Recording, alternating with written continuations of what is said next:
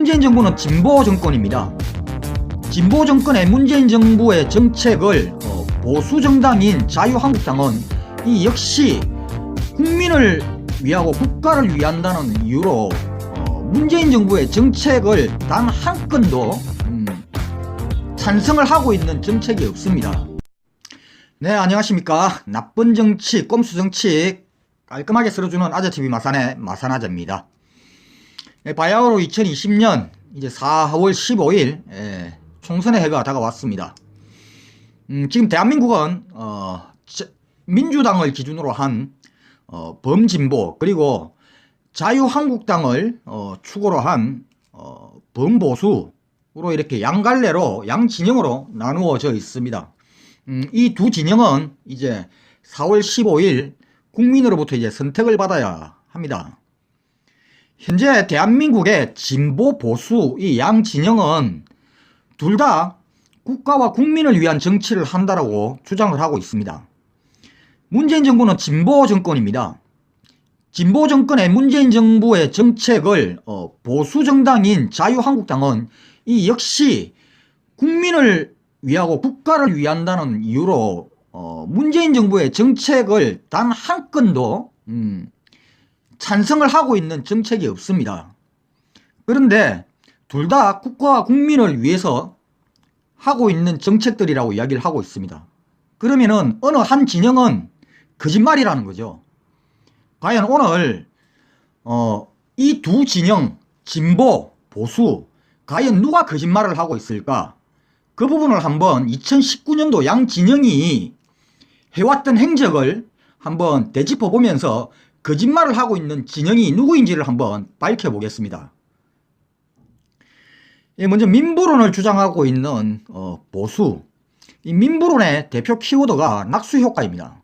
이 낙수효과는 대한민국 총소득의 45%를 가져가고 있는 대한민국 재벌과 준재벌에 해당되는 10%, 이 10%들에게 정부가 자금을 총투자를 하고 투입을 하고 정책을 입안을 해서 이들이 가지고 있는 부를 더 부강하게 하여 이들의 부를 더 늘려줘서 이들이 떨어뜨려주는 이 콩고물을 나머지 90% 서민들이 받아먹도록 하는 게 바로 민부론 낙수효과의 핵심입니다. 현재 진보 진영인 문재인 정부의 핵심 경제정책은 소득주도 성장입니다. 이 소득주도 성장은 민부론과 반대되는 개념입니다. 지금까지 대한민국 10%에게 집중되던 이 자금과 정책을 나머지 대한민국 90% 일반 서민들에게 직접 자금과 정책을 투여를 함으로 인해서 90% 서민이 그 혜택을 직접 받을 수 있도록 하는 것이 바로 소득주도 성장의 핵심입니다. 그리고 두 번째, 대한민국 안보의 핵심 키워드인 남북관계를 두고 비교를 한번 해보겠습니다. 문재인 정부의 대북정책의 핵심 기조는요, 남북 화해를 통해서 평화체제를 항시 구축하고 그로 인해 상호 간의 경제 협력을 통해서 상호 발전을 하자는 것이 핵심 기조입니다. 그를 위해서 남북 정상회담 그리고 북미 정상회담을 추진해 왔고 그리고 성과를 이루었습니다. 보수 진영인 자유한국당 역시도 겉으로 내세우고 있는 대북정책 기조는 평화체제 구축입니다. 그런데 실제로 2019년도 이들이 했던 행동은 안상수 국회의원이 남북 종전선언을 반대를 했고요. 그리고 원내대표였던 나경원 의원은 미국을 방문을 해서 그네들의 총선을 위해서 북미 대화를 하지 말라, 그러니까 북미 대화 반대 의견을 피력을 하고 왔습니다. 이들은 겉으로는 평화를 이야기하고 있지만 2019년 한 해 남북관계 그리고 북미관계를 해방놓기 위해서 끊임없이 뒷다리 잡기를 하였고 실제로 이렇게 평화와는 전혀 다른 그런 행보를 해왔습니다.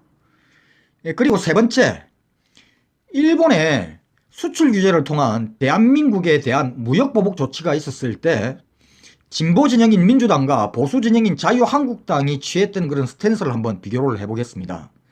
먼저 진보 진영인 민주당과 문재인 정부는요, 일본의 무역보복 조치에 대응하기 위해서 소재 부품 산업 육성 방안 정책을 발표를 했고요. 그에 대한 예산을 지원코자 추경 2조 원을 편성을 했습니다.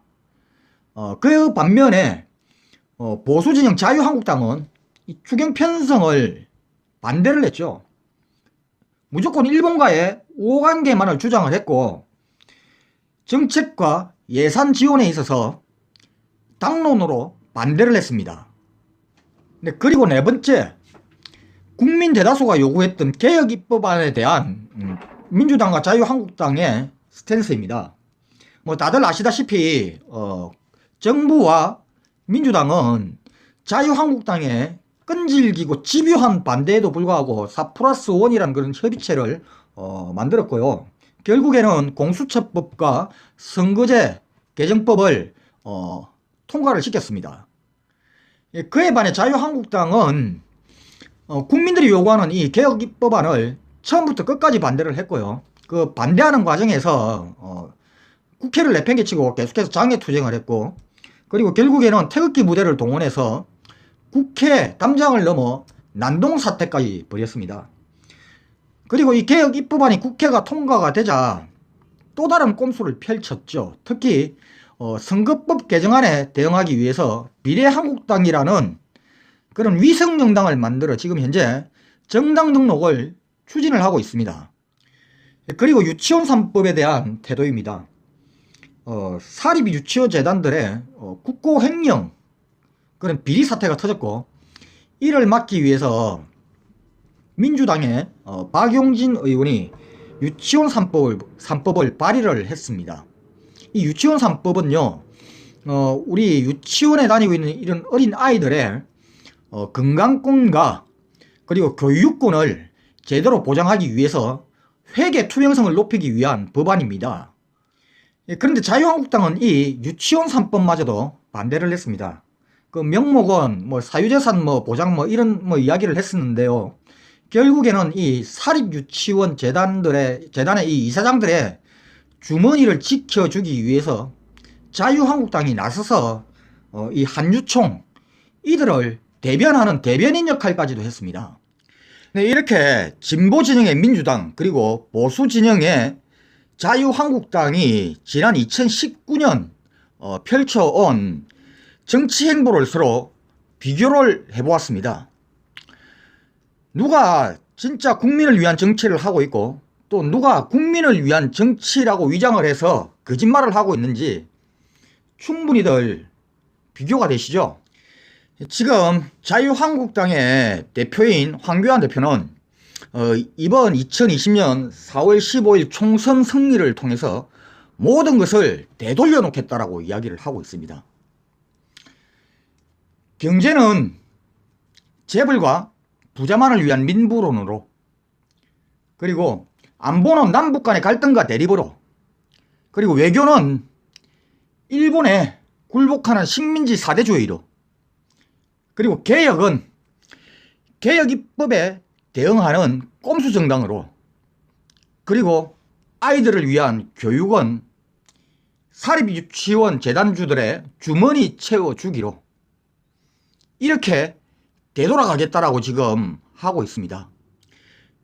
국민 여러분, 2020년 4월 15일 총선, 제발 국민을 위한 정치를 위장한 저런 거짓말 분들에게 속지 맙시다. 우리 아이들의 미래는 이번 4월 15일에 달려있다라고 이야기를 해도 과언이 아닙니다. 제발 이번에는 제대로 좀 투표합시다. 네, 이상 여기까지 하겠습니다. 좋아요와 구독은 아재에게 아주 큰 힘이 됩니다. 나가실 때 꾹꾹